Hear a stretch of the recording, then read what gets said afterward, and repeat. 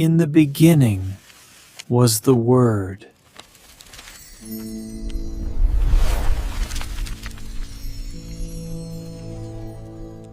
자비하신 하나님, 오늘도 우리를 사랑하셔서 우리를 불러주시고 주님의 전에 나와 예배하게 하시고 오늘도 변함없는 은혜와 사랑으로 우리를 돌봐주심에 감사를 드립니다. 이 시간 주님의 전에 나와 마음을 다해 예배하며 마음을 다해 찬양합니다. 전심으로 하나님을 찬양하며 또 전심으로 예배합니다. 이 시간 우리에게 살아갈 힘을 더하여 주시고 또 우리에게 귀와 눈과 마음을 열어주셔서 하나님의 살아계신 말씀을 듣게 하시고 살아계신 하나님을 만나는 복된 역사가 있어지게 하여 주시옵소서.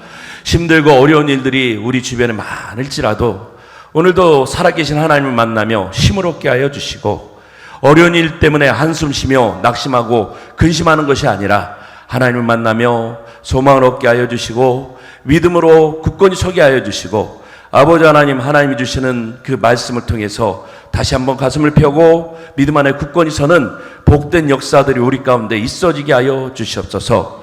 우리의 믿음을 지키기 어려운 세상이지만 아버지 하나님, 그럼에도 불구하고 우리 안에 그리스도의 향기를 풍기며 하나님의 자녀로 살아갈 수 있는 그런 믿음의 굳건함이 우리 안에 넘쳐나게 하셔서 세상 가운데 빛의 자녀로 믿음의 자녀로 승리하게 하실 줄 믿사옵나이다. 오늘도 우리 예배 가운데 동행하여 주시고 예배를 통하여 주님을 만나는 복된 역사, 믿음의 역사들이 넘치기를 기도함나이다. 또한 이 시간 함께하지 못하는 우리 교우들을 위해서 기도함나이다. 여러 가지 사정으로 함께하지 못하는 우리 교우들이 있습니다. 몸이 아픈 이들도 있고 또 아버지 하나님 여러 가지 사정으로 함께하지 못하는 이들도 있습니다. 또 낯선 곳에서 낯선 일을 경험하며 두려움 가운데 있는 이들도 있습니다. 사정이 어떠하든지 아버지 하나님 그들의 사정 가운데도 함께하여 주시고 그 있는 자리에서 주님을 찾을 때 주님께서 응답하여 주시고 위로의 용으로 아버지 하나님 동행하시는 하나님을 만나는 복된 역사들, 은혜 역사들이 있어지게 하여 주시옵소서. 또한 이 시간 함께 예배하는 우리의 모든 자리에 주님을 만나는 믿음의 역사들이 더욱더 풍성해지게 하여 주시옵소서. 이 시간 예배를 통해서 기쁨을 알게 하여 주시고 하나님이 응답하시는 응답의 즐거움을 누리게 하여 주시옵소서. 전하는 자나 듣는 자나 한마음 한뜻이 되게 하여 주시고 아버지 하나님 우리 마음에 거칠고 메마른 심령이 하나님이 허락하시는 아버지 하나님 말씀의 단비를 통해서 촉촉하고 또 풍성해지고 하나님이 역사하시는 그 은혜를 통해서 아버지 하나님 더욱더 풍성해지는 믿음의 역사들이 넘쳐나게 하여 주시옵소서. 이 시간 성령께서 함께 하실 줄 믿사옵고 우리 주님 예수 그리스도의 이름으로 기도하였사옵나이다. 아멘. 할렐루야. 예, 오늘도 주님께서 주시는 은혜와 사랑과 복의 역사들이 우리 안에 모두에게 함께 하시기를 주의 이름으로 축원합니다. 우리 옆에 계신 분들과 인사 나누시겠습니다. 반갑습니다. 환영합니다. 주님의 사랑과 은혜로 날마다 풍성함을 누리시기를 주의 이름으로 축원합니다. 예, 여러분들 반갑습니다. 지난주에 못 나오신 분들도 있고 또 오랜만에 나오시는 분들도 있고 또 오늘도 변함없이 함께 하시는 모든 이들에게 하나님이 함께 하시는 그런 위로의 용이 또 주님이 함께 하시는 복된 역사들이 우리에게 풍성히 임하시기를 주의 이름으로 축원합니다. 오랜만에 비가 내리는 것 같습니다. 또 비가 내리는데 또 한없이 많이 내리는 것 같습니다. 우리가 원할 때는 안 오는 것 같은데 또 원치 않을 때는 또 한없이 막 절제하지 못하고 막 내리는 것 같습니다. 세상 일을 돌아다 보면 우리 뜻대로 되는 일들이 많지 않은 것 같아요. 어제 뉴스를 보니까 갑자기 막 문자가 떴더라고요. 대전에서 불이 나가지고 이제 추석 연휴는 다가오는데 전산망이 이제 마비가 돼가지고 모두 뭐 안 된다고 그러고 막 그래가지고 지금 뭐 택배 또 뭐 가족 뭐 관계 뭐 이런 서류 띄는 일들 막 여러 가지가 어려울 거라고 그렇게 얘기합니다. 그런 일들이 일어나면 하는 얘기들이 있죠. 여러분 불평하는 사람들 꽤 많이 있습니다. 그런 일이 일어났을 때 뭐 하고 있었냐, 왜 이런 일들이 일어나냐 이렇게 얘기하시는 분들 꽤 많은 것 같습니다.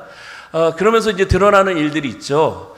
있을 때 좀 잘하지, 왜 일이 이 지경까지 되도록 이렇게 놔뒀냐 이렇게 만들죠. 근데 잘 돌아보면 있을 때는 여러분 보이지 않는 게 있죠. 여러분 우리한테 넉넉하고 풍성할 때는요 안 보이는 게 참 많은 것 같습니다. 여러분 내 옆에 있는 사람도 여러분 불편한 사람들 또 어려운 사람들 또 없었으면 존재 이렇게 생각되는 사람도 여러분 있을 때는요 이게 옆에 혹처럼 느껴지는 사람도 있죠. 이게 저 사람이랑 언제까지 같이 살아야 되나. 또 누구는 그러더라고요. 평생 원수를 언제까지 달고 살아야 되나. 그렇게 얘기하더라고요. 근데 여러분 이제 시간이 지나서 어느 날 갑자기 그 혹처럼 생각하고 원수처럼 생각하고 불편하게 생각했던 그 존재가 사라지는 순간들이 있어요. 근데 그 순간을 여러분 준비하지 못하는 순간에 딱 사라져 버리니까 그게 이제 견딜 수가 없는 거죠. 내가 준비가 안 됐는데 사라져 버렸어요. 그러니까 그 시간이 너무나 예전에 내가 불편했던 시간들이 얼마나 귀한 시간이었던가를 다시 한번 이제 느끼게 되죠. 그래서 여러분 하나님이 우리를 만드실 때 여러분 우리를 어떻게 만드셨을 것 같아요? 성경이 이제 우리에게 주는 교훈들이 있죠. 성경은 여러분 하나님 만드실 때 그냥 흙을 갖다가 아무렇게 이제 디자인해 가지고 그냥 아무렇게 만드셨다 이렇게 얘기하지 않아요. 그러니까 하나님 우리를 만드실 때 아주 공을 많이 들이셨대요. 그래가지고 롤 모델을 누구를 삼으셨을까 이렇게 했는데 고민을 많이 하셨던 것 같아요. 그래가지고 누구 형상을 따라 만드셨다고요? 하나님 형상을 따라 만드셨대요. 그러니까 옆을 한번 보세요, 여러분. 옆에 누가 보이세요? 원수가 보이시고 미워하는 사람이 보이시고 그래요. 옆에 있으신 분들이 다 하나님 형상이에요. 귀한 존재들이죠.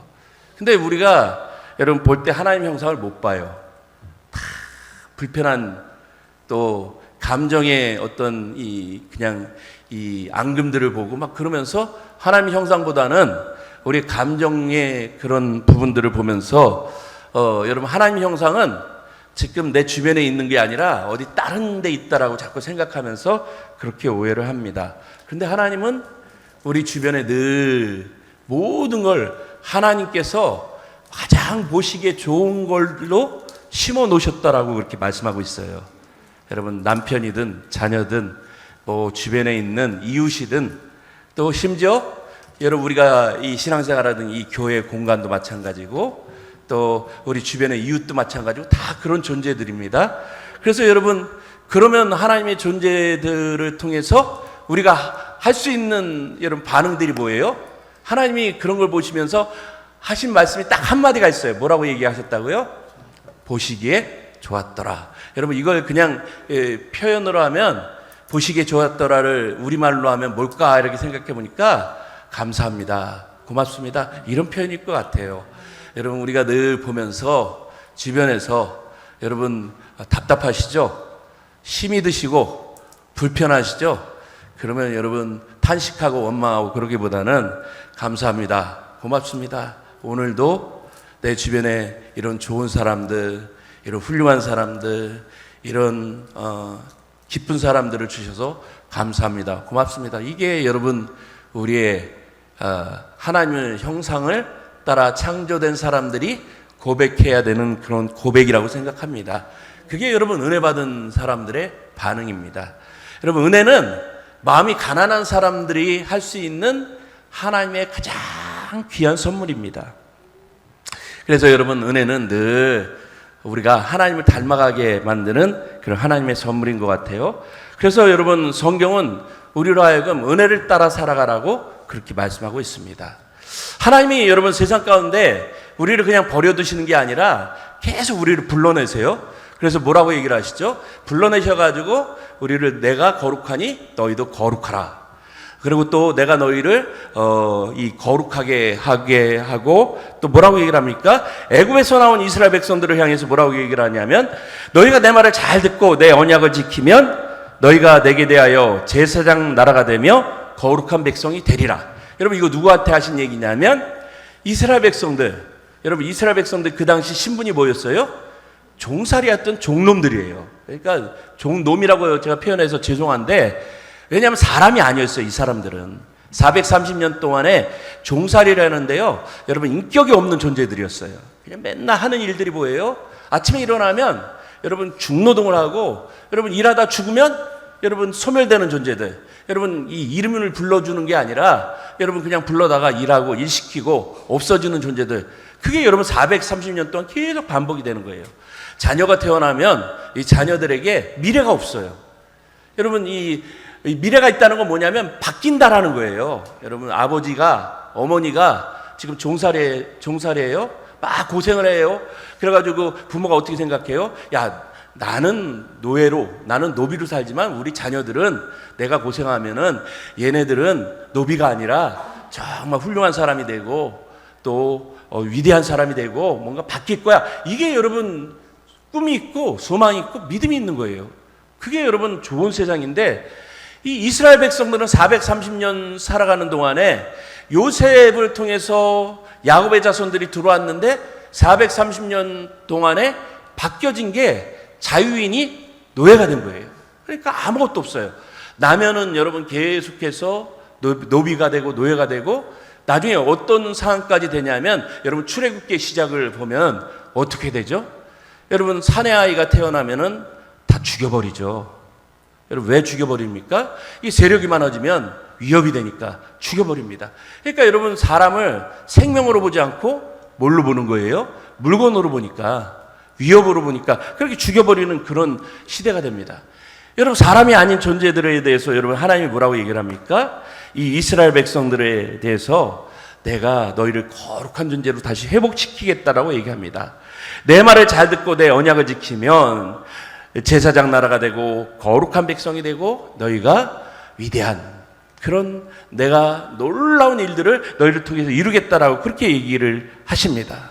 그래서 여러분 이스라엘 백성들을 통해서 그 꿈을 이뤄가시죠. 이게 여러분 하나님이 이스라엘 백성들을 얘기하십니다.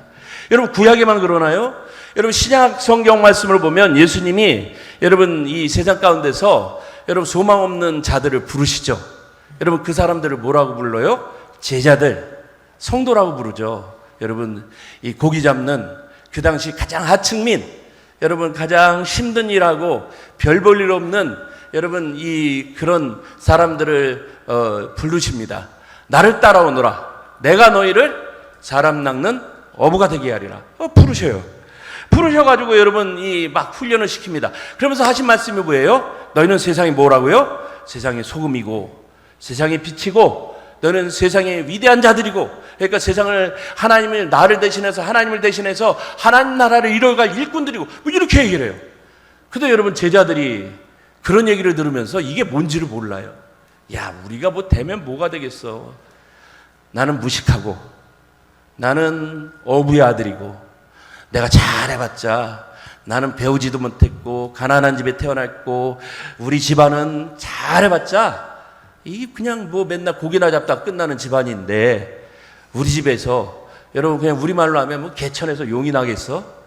뭐 우리 부모 세대 했던 일들 뭐 잘해봤자 뭐가 되겠어?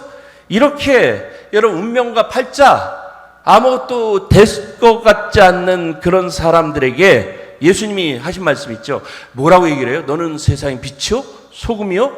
위대한 자들이라고 이렇게 선언을 하시죠. 여러분 너희가 되리라 뭐 이런 얘기가 아니라 너는 빛이라, 이미 빛이 됐고 이미 소금이 됐다 이렇게 선언을 하십니다. 그러면서 그런 자들로 살아가라 이렇게 얘기를 합니다. 믿음은 여러분 그렇게 얘기를 하죠. 여러분 예수님만 그렇게 하셨나요? 여러분 사도 바울도 뭐라고 얘기를 합니까? 이 바울 서신을 보면 여러분 고린도후서에서 여러분 이 교회를 향해서 이 고린도 교회를 향해서 뭐라고 얘기를 합니까? 여러분 이 고린도 교회 교인들에게 그렇게 말 많고 문제 많고 그냥 매일 사고만 칩니다.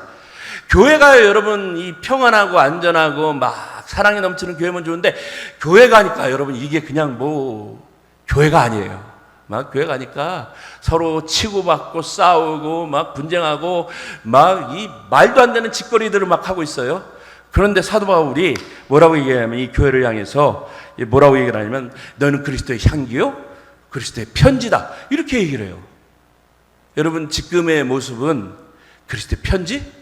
야, 우리가 무슨 편지는 편지야. 지금 이 모습을 보면 우리는 아무것도 아닌데 이렇게 생각하는 그 교회를 향해서 그리스도의 향기, 그리스도의 편지라고 선언합니다. 그런가 하면 베드로 사도는 베드로 후서를 보면 뭐라고 얘기를 합니까? 1장 4절에서 이렇게 얘기합니다. 우리는 그리스도의 신성한 성품에 참여한 자들이라고 얘기를 합니다. 여러분, 우리가 누구라고요? 잘 보면 아무것도 아닌 것 같아요. 그런데 하나님이 세상에서 우리를 부르셨대요. 그래가지고 뭘로 만드셨다고요? 하나님의 거룩한 성품, 위대한 성품에 참여한 그런 자들로 우리를 부르셨다라고 그렇게 말씀하고 있습니다. 그래서 여러분, 우리는 그런 자들로 살아가야 된다. 아예 그렇게 성경이 우리를 그렇게 말씀하고 있는 것을 보게 됩니다. 이거 참 대단한 선언들을 우리에게 말씀해주고 있는 것을 보게 됩니다. 우리는 그런 사람들입니다.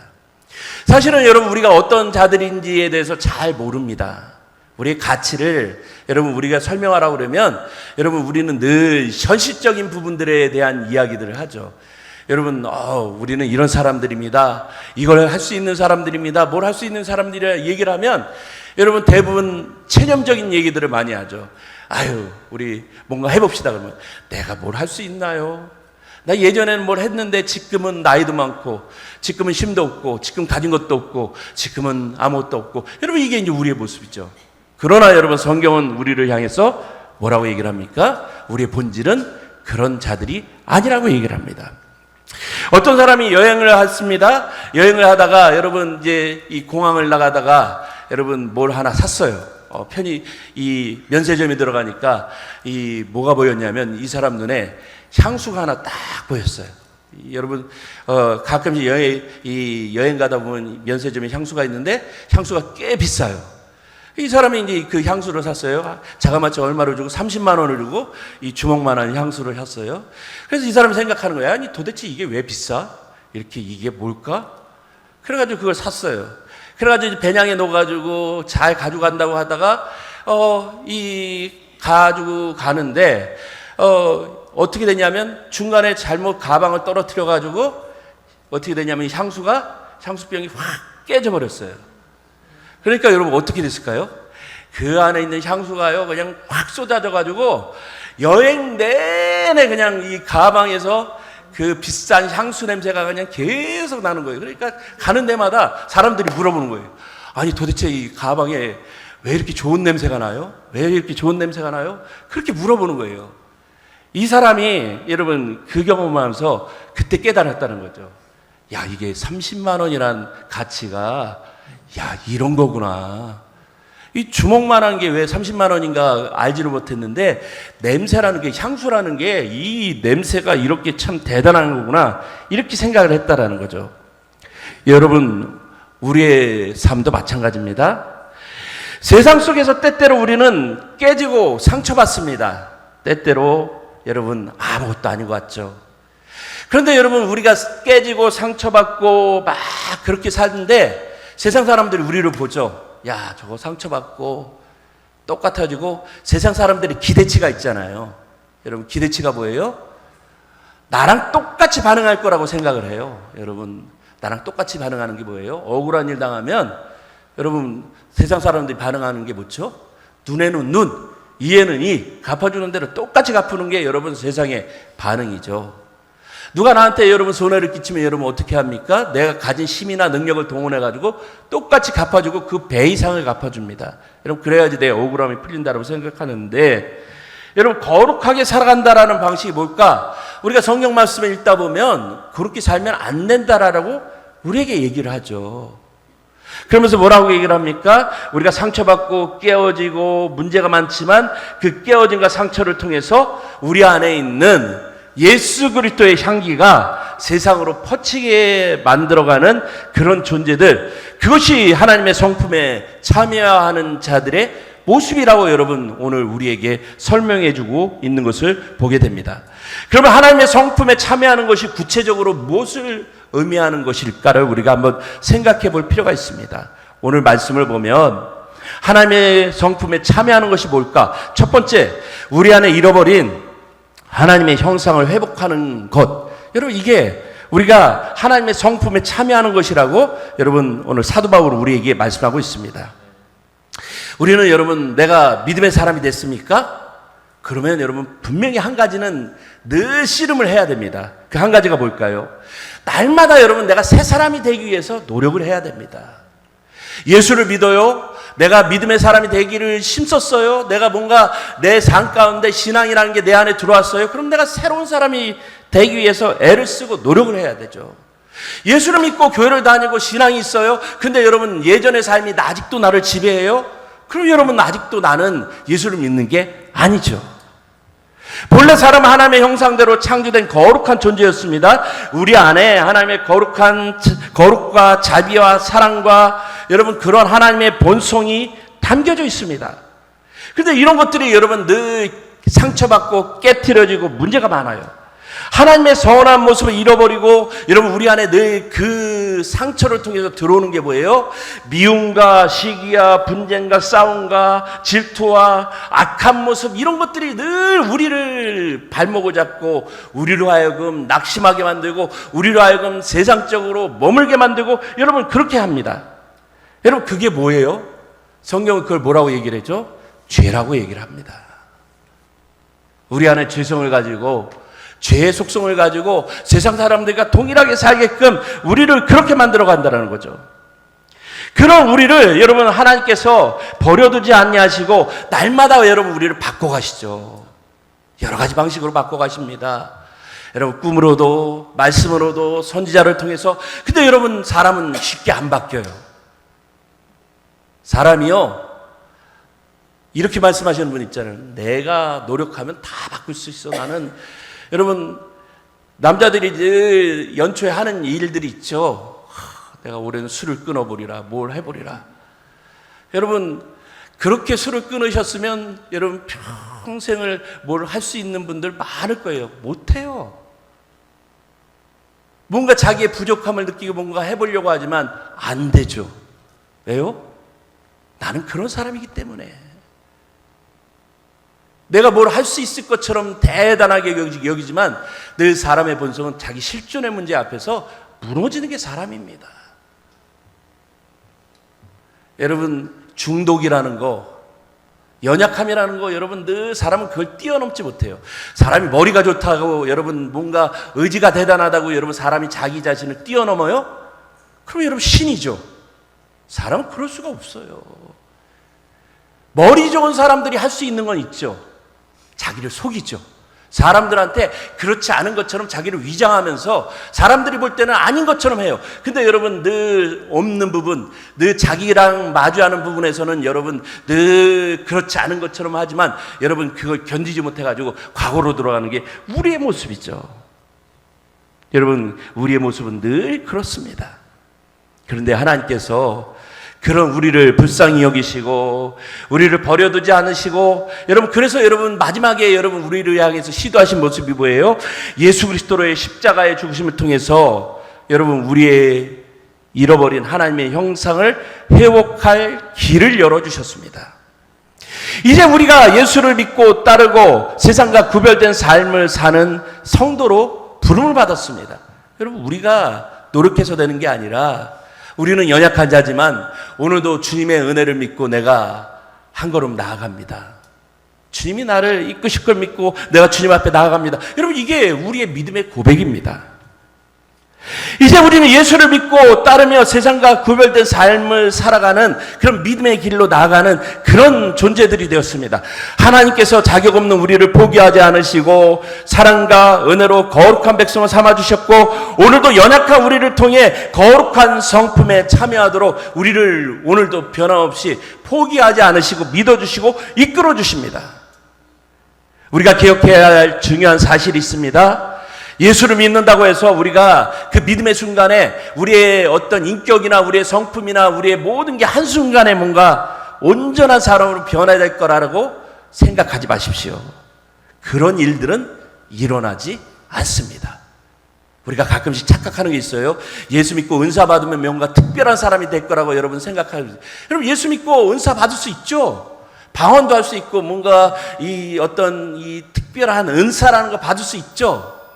근데 여러분 가끔씩 여러분 뉴스 같은 거 혹시 보신 적 있어요? 미국의 유명한 여러분 은사 사역자들이 여러분 성적인 문제 때문에 타락하고 여러분 재정 문제 때문에 여러분 뭐 교회에서 문제가 되고 여러분 그런 일 왜 일어나요? 은사라는 게 있지만 여러분 본성적인 부분들이 안 바뀌니까 그렇게 되는 거예요. 여러분 심지어 어떤 일들까지 있었냐면 여러분 미국의 유명한 부흥사 얘기예요. 마약 문제 때문에 여러분 결국 그 사역을 사임한 그런 부흥사들도 있었습니다. 우리는 여러분 우리가 우리를 바꿔가는 자들이 아니에요. 늘 하나님 앞에서 우리가 기억해야 되는 일들은 여러분 우리는 연약한 자들이라는 겁니다. 그리고 우리의 직분이나 우리의 겉모습이 우리의 신앙의 인격을 대변하지 않는다는 것입니다. 사도 바울은 그래서 에베소서에 뭐라고 얘기를 합니까? 옛사람을 벗어버리고 하나님을 따라 의와 진리의 거룩함으로 지으심을 받은 새 사람을 입으라. 여러분 아예 이렇게 당부하고 있습니다. 여러분 집을 지을 때 여러분들이 집을 하나 샀다라고 생각을 해보십시오. 집을 사면 여러분 어떻게 해요? 옛날 집에 살 수가 없잖아요. 그래서 리모델링이라는 걸 합니다. 여러분 뼈대는 그냥 두고 페인트 칠만 한다고 해서 새 집이 되지 않습니다. 여러분 기둥만 남고 여러분 이 썩은 기둥을 교체하고 낡은 벽지를 뜯어내고 새로운 자재를 다시 채워야 됩니다. 우리의 성품도 마찬가지입니다. 겉으로만 경건한 척하는 것이 아니라 나는 원래 이래 하는 핑계 같은 옛사람의 썩은 기둥을 뽑아내고 우리 안에 여러분 그 썩음의 잘못된 부분들을 말씀과 기도로 새롭게 늘 바꿔나가야 됩니다. 저절로 되는 건 아무것도 없습니다. 하나님 앞에 가는 그날까지 끊임없이 여러분 나와 자신과 싸워나가야 됩니다. 여러분 사탄이 누구예요? 여러분 사탄이 누구예요? 악마가 어디 있어요? 여러분 늘 마지막에 여러분 악마의 모습이 누구랑 마주할까요? 나랑 마주해요. 사탄이 여러분 외부에서 어떤 무시무시한 모습으로 공격해 오는 게 아니라 그 사탄은요 차라리 피할 수나 있죠. 근데 여러분 가장 피하기 어려운 이 악마의 모습으로 다가오는 게 누구예요? 나죠. 내가 여러분 나를 어떻게 피할 수 있어요? 내 속에 있는 부족함과 연약함을 어떻게 여러분 우리가 싸워나갈 수 있어요? 그래서 여러분 늘 우리는 선한 싸움을 싸워나가는 존재들입니다. 두 번째로 그러면 우리가 어떻게 거룩한 성품을 참여하고 그 거룩한 성품의 핵심이 무엇일까요? 오늘 여러분 말씀을 잘 읽어보십시오. 오늘 말씀은 그걸 뭐라고 얘기를 하는가? 여러분 사도 바울이 한마디를 한 단어로 표현하는데 그걸 뭐라고 얘기를 하죠? 겸손이라고 얘기합니다. 빌립보서 2장에서 여기 이렇게 얘기합니다. 너희 안에 이 마음을 품으라. 곧 그리스도 예수의 마음이니 그는 근본 하나님의 본체시나 하나님과 동등됨을 취할 것으로 여기지 아니하시고 오히려 자기를 비어 종의 형체를 가지사 사람들과 같이 되셨고 사람의 모양으로 나타나사 자기를 낮추시고 죽기까지 복종하셨으니 곧 십자가의 죽으심이라고 말씀하고 있습니다. 여러분 우리가 성도로서 신앙을 가지고 심써야 할 거룩한 성품, 완성된 모형, 구체적인 모습은 여러분 뭘 생각을 하면 될까요? 여러분 완성의 신앙의 모습이 뭘까? 이런 얘기를 하면 여러분 많은 사람들이 생각을 합니다. 여러분 신앙의 온전한 모습이 뭘까? 여러분 신앙이 좋다는 게 뭘까? 그럼 여러분 우리가 생각하는 게 있죠. 오늘 여러분 이성교 권사님이 기도를 잘 해주셨는데 그냥 어디서든지 기도를 아주 유창하게 잘 할 수 있는 게 신앙의 좋은 모습. 아니면 여러분 막 기도의 능력을 받아가지고 어디 가가지고 기도하면 누가 병을 날 수 있고 막 은사를 행할 수 있는 그런 모습들. 아니면 또 내가 성자처럼 막 바뀌어져가지고 뭔가 사람들에게 인격적인 훌륭한 모습들. 뭐 그런 것도 여러 가지 얘기를 할 수 있죠. 그런데 사도 바울이 여러분 이런 게 다 있는 사도 바울이 하는 얘기예요. 사도 바울이 그런 인격의 완성된 신앙의 완성품이 뭘까? 뭐 이렇게 얘기를 하는데 그걸 한마디로 표현하는데 뭐라고 얘기를 하냐면 겸손이라는 말로 표현을 합니다. 사도 바울이 디모데후서 3장을 통해서 말세의 징조를 얘기합니다. 사람들이 마지막 때가 이르면 그리스도인으로서 바르게 사는 일이 매우 어려워질 것입니다. 사람들은 이기심에 빠지고 돈이면 전부라는 풍조가 범람할 것이기 때문입니다. 사람들은 교만과 과장을 일삼고 하나님을 비웃으며 부모를 거역하고 감사할 줄 모르는 나쁜 인간이 되어버릴 것입니다. 또 그들은 완고하고 절대로 남을 이해하려 하지 않고 상습적으로 거짓말을 하고 문제만 일으키고 부도덕한 생각으로 가득 찬 인간이 될 것입니다. 그들은 난폭하고 잔인한 행동을 하며 착하게 살려는 사람들을 비웃을 것입니다. 이거 현대어 성경에 나오는 말씀입니다. 여러분, 좀 얘기를 들어보면 오늘의 우리 이 현대인의 모습들과 별반 다르지 않죠. 오늘 그리스도의 모습들, 오늘 현대 그리스도인들의 모습과 아주 유사한 부분들이 꽤 많이 있습니다. 이런 경고를 하면서 여러분 오늘 사도 바울이 뭐라고 얘기를 합니까?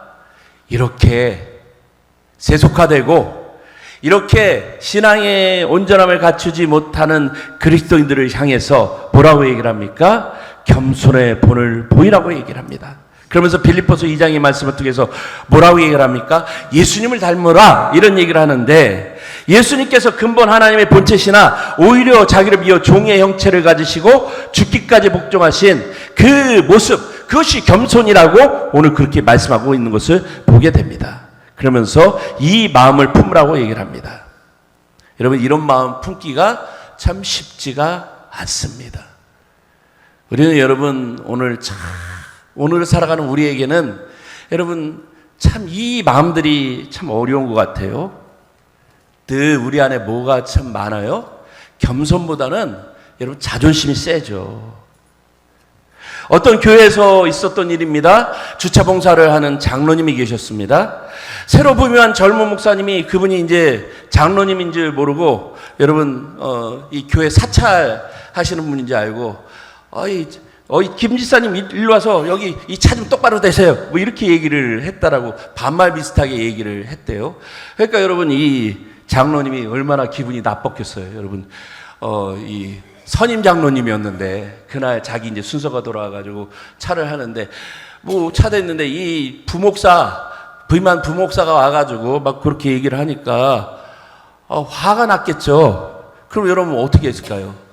막 씩씩거리면서 화냈겠죠. 주변 사람들이 막 그 얘기를 들으면서 얼굴이 다 굳어졌어요. 야, 어떻게 할까?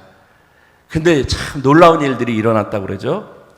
그 장로님 웃으면서 여러분 이렇게 얘기를 했다라고 얘기합니다. 예, 목사님, 제가 이 교회 김장로인데 다음서부터 제가 목사님 마음 불편하지 않게 더 잘하겠습니다. 이렇게 얘기를 했대요. 그러니까 이 부목사님이 너무 얼굴이 빨개져가지고 죄송하다고 몇 번 얼굴을 조아리면서 그러면서 여러분 뭐라고 얘기를 했을까요? 오히려 더 그런 일들에 대해서 더 주의를 했다라고 그런 얘기를 하더라고요. 여러분 겸손은 뭘까요? 나를 낮추는 거죠. 이게 참 어려운 거예요. 나를 낮추는 게 뭘까? 여러분 내가 할 수 있지만 안 하는 게 나를 낮추는 거예요. 드러낼 수 있지만 안 드러내는 게 낮추는 거예요. 표현할 수 있지만 표현하지 않는 게 낮추는 겁니다. 말할 수 있지만 말하지 않는 게 낮추는 겁니다. 참 어렵죠. 근데 이게요 내 주관적으로 보는 게 아니에요. 내가 위에서 보면은 안 보이는 게 많아요. 여러분 산에 등산이란 거 여러분 해보시죠? 등산의 꼭대기에서 올라가 보면 안 보이는 게 많아요. 그런데 여러분 밑에서 보면 보이는 게 많죠. 겸손은 그런 겁니다. 낮은 마음으로 보면 여러분 보이는 게 많지만 높은 마음으로 보면 늘 문제가 되죠. 교회 안에서 여러분 시기와 질투, 다툼과 분열, 거칠애와 허영의 문제가 왜 자꾸 일어납니까? 나 달랐다고 목을 세우는 이들이 늘 많기 때문에 그렇습니다. 내 생각에는, 내 판단에는 그렇게 하면서 자기 목소리를 크게 내고 자기를 드러내기를 좋아하는 사람들, 그런 사람들 때문에 생기는 일들입니다. 사도 바울이 마음을 같이하여 같은 사랑을 가지고 뜻을 합하여 한 마음을 품어 아무 일에든지 다툼이나 허용으로 하지 말고 오직 겸손한 마음으로 각각 자기보다 남을 낮게 여기라고 오늘 당부하고 있는 것을 보게 됩니다. 요즘 여러분 전도하기 어렵죠. 여러분 전도를 해보면 쉽지 않습니다. 예전에 전도하는 방식은 이런 거였어요. 전도지 갔다가 나눠주면서 예수 믿어? 교회 나오세요? 이렇게 하고 여러분 또 강제적으로 여러분 얘기를 하죠. 사형리라는 게 지금은 많이 하는데 해가지고 듣든지 아니 듣든지 데려다 놓고 막 사형리 질문하고서 막 해가지고 예수 믿습니까? 뭐 하나님은 당신을 사랑하시면 뭐 쭉 하죠. 그러면서 여러분 이 영접 기도까지 시키면 예수 믿는다고는 그렇게 얘기를 하죠. 근데 여러분 그렇게 하면 그 사람이 교회를 나올까? 이건 한번 좀 우리가 좀 잘 생각을 해봐야 됩니다. 여러분 어느 교회에서 이제 그 전도 대잔치 뭐 그런 거 많이 하죠. 그래가지고 통계를 한번 내봤대요. 그렇게 해가지고 전도하는 방식대로 전도를 해가지고 얼마나 정착을 했는가. 그랬더니 몇 프로나 정착을 했을 것 같아요. 뭐 이거 전도하지 말라는 얘기가 아니에요. 그랬더니 1%가 안 된다는 거예요. 그렇게 교회는 나왔는데 그래가지고 또 안 좋게 하는 데는 어떻게 하냐면 그렇게 전도를 해가지고 여러분 전도왕 이렇게 뽑으니까 전도왕 상품이 뭐였냐면 여러분 해외여행 보내준다고 그러니까 그렇게 하고 또 어느 순복음교회는 여러분 이 승용차를 준다고 그러니까 이 전도 막 불이 붙어가지고 어떻게 하냐면 우리 교회 나오면 내가 얼마 줄게 그래가지고 막 그렇게 하는 데도 있었다고 그래요. 그래가지고 막 그렇게 했는데 그 행사 지나고 나니까 한두 달 지나니까 그분도 안 나오고 막 그런 일들도 있었다고 그러죠. 근데 이제 반면에 이제 교회를 누가 정착을 하는가 이렇게 봤더니 누가 정착을 했을까요? 오랫동안 공을 들인 사람들이 정착을 많이 했다라는 거죠. 아는 사람 오랫동안 옆에서 다독거리고 또 챙겨주고 또 신앙의 본을 보여가면서 그렇게 전도한 사람들 교회에 많이 정착하고 오히려 또 어떤 사람들은 또 교회에 시험을 들어 나왔더니 여러분 이 교회에 믿을 만한 사람이 자꾸 이렇게 시험거리를 주는 사람들은 또 교회를 떠나는 일들도 많이 있었다라고 그렇게 얘기를 그런 통계가 나온 것을 본 적이 있습니다. 성도의 우리가 세상의 소금과 빛으로 예수의 향기를 풍기지 못하고 그리스도의 편지의 역할을 못하면 여러분 우리는 세상 가운데서 여러분 이 걸림돌이 될 가능성이 꽤 많이 있습니다. 주님보다 앞서려는 마음이 많고 하나님의 뜻보다 내 뜻을 이루려는 생각이 많기 때문에 여러분 하나님의 영광을 드러내기보다는 비난을 받는 경우도 많이 있을 것입니다. 겸손은 힘이 듭니다. 이게 참 어려운 얘기입니다. 하나님 뜻을 따르고 하나님 뜻을 쫓기 위해 내 뜻을 버리는 것은 어렵습니다. 어렵습니다. 여러분, 제가 여러분들한테 좀 듣기 싫은 얘기하고 불편한 얘기하면 힘드시죠? 아마 그럴 거예요. 뭐 기도하라 뭐 하라 이런 얘기 하는 거 별로 하고 오늘 오후 예배가 본의 아니게 또 헌금 설교를 할 텐데 뭐 돈 내라는 설교는 아닌데 이런 설교하면은 또 불편해가지고 아유 뭐 또 이런 맨날 이런 설교하나 뭐 이렇게 생각하실 얘기 있고 또 교회에서 뭐 합시다 이렇게 얘기하면 왜 우리 교회는 맨날 이런 설교만 하나 뭐 이렇게 생각하시는 분들도 있죠. 벌써 딱 내 생각 내 뭐 이런 걸로 다 이렇게 하고서 어떤 분들은 교회 구성원이지만 자기 생각이 너무 분명해가지고 교회 손님처럼 신앙생활 하시는 분들도 꽤 있을 줄 압니다. 근데 여러분 그렇게 신앙생활 하시면 참 어렵죠. 교회는 내 교회가 아니죠. 그런 분들에게는. 교회는 여러분 늘 주님의 몸된 지체로 늘 낮아진 마음을 가지고 주님 앞에 나가는 일들이 중요합니다. 내 뜻을 버리고 남을 나보다 낮게 여기는 것은 괴롭고 힘든 일입니다. 우리가 불렀던 212장 찬송처럼 겸손히 주를 섬길 때 괴로운 일이 참 많이 있습니다. 그렇지만 우리는 이 길을 가야 됩니다. 이 한 주간도 여러분들의 가정과 일터와 또 삶의 자리에서 주님의 마음을 품고 또 주님의 뜻을 따라 살아가는 그런 믿음의 성도들, 하나님의 자녀로 믿음으로 승리하시기를 주의 이름으로 축원합니다. 하나님 아버지, 이 한 주간도 주의 마음으로 주님의 뜻을 품고 믿음으로 승리하는 거룩한 성도로 살게 하여 주시옵소서. 우리 주 예수 그리스도의 이름으로 기도하였사옵나이다. 아멘.